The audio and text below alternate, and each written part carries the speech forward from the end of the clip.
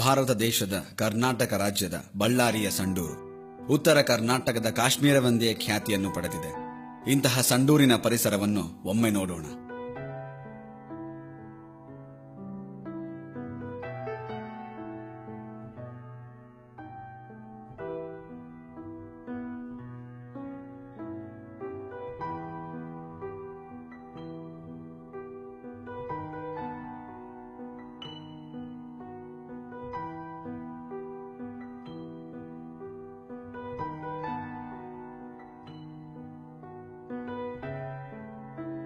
ಸಾವಿರದ 1934ರಲ್ಲಿ ಮಹಾತ್ಮ ಗಾಂಧೀಜಿಯವರು ಸಂಡೂರಿಗೆ ಭೇಟಿ ಕೊಟ್ಟಾಗ ಸಿ ಸಂಡೂರ್ ಇನ್ ಸೆಪ್ಟೆಂಬರ್ ಎಂದು ಕರೆ ಕೊಟ್ಟರು.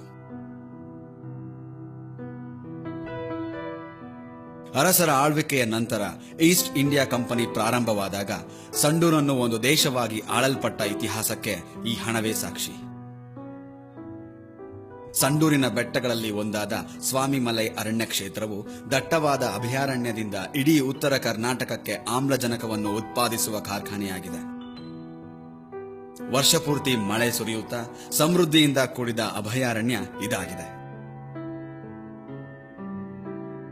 ಈ ಭಾಗದ ಅರಣ್ಯ ಪ್ರದೇಶದ ದಟ್ಟವಾದ ಕಾಡಿನಲ್ಲಿ ಅಪರೂಪದ ವನ್ಯಜೀವಿಗಳು, ಸಸ್ಯರಾಶಿಗಳು, ಕಾಡು ಮೃಗಗಳು, ಔಷಧಿಯ ಗಿಡಮೂಲಿಕೆಗಳು ಸೇರಿದಂತೆ ನಾನಾ ಜಾತಿಯ ಪಕ್ಷಿ ಸಂಕುಲಗಳನ್ನು ಹೊಂದಿರುವಂತಹ ಈ ಬೆಟ್ಟದ ಸೌಂದರ್ಯ ವರ್ಣಾತೀತ.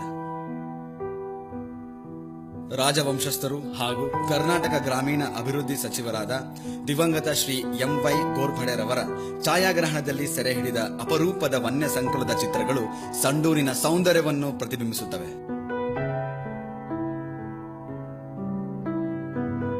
ಇಲ್ಲಿನ ಪ್ರತಿಯೊಂದು ಸಸ್ಯ ಜೀವರಾಶಿಗಳು, ಜನಸಂಪನ್ಮೂಲಗಳು ಒಂದೊಂದು ರೀತಿಯ ಔಷಧೀಯ ಗುಣಗಳನ್ನು ಉತ್ಪಾದಿಸುವ ಶಕ್ತಿ ಹೊಂದಿವೆ. ಈ ರೀತಿಯ ವೈದ್ಯಕೀಯ ವನ ಸಂಪತ್ತನ್ನು ಹೊಂದಿರಲು ಪ್ರಮುಖ ಕಾರಣವೇನೆಂದರೆ ಈ ಬೆಟ್ಟದ ಗರ್ಭದಲ್ಲಿರುವ ಕಬ್ಬಿಣದ ಅದಿರು. ಸಂಡೂರಿನಿಂದ ಕೇವಲ 30 ಕಿಲೋಮೀಟರ್ ಅಂತರದಲ್ಲಿ ಹಕ್ಕಬುಕ್ಕರು ನಿರ್ಮಿಸಿದ ಶ್ರೀ ಕೃಷ್ಣದೇವರಾಯರು ಆಳಿದ ಹಂಪೆ ಇದೆ.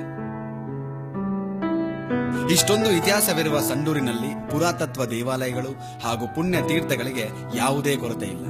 ಸುಮಾರು 9 ಪುಣ್ಯ ತೀರ್ಥ ಕ್ಷೇತ್ರಗಳನ್ನು ಒಳಗೊಂಡ ನಮ್ಮ ಸಂಡೂರು ಒಂದು ಅದ್ಭುತವೇ ಸರಿ. ಸಂಡೂರು ತಾಲೂಕಿನ ಸ್ವಾಮಿಮಲೈ ಅರಣ್ಯ ಕ್ಷೇತ್ರದ ಬೆಟ್ಟದ ಮಧ್ಯೆ ನೆಲೆಸಿರುವ ಐತಿಹಾಸಿಕ ಶ್ರೀ ಕುಮಾರಸ್ವಾಮಿ ದೇವಸ್ಥಾನವನ್ನು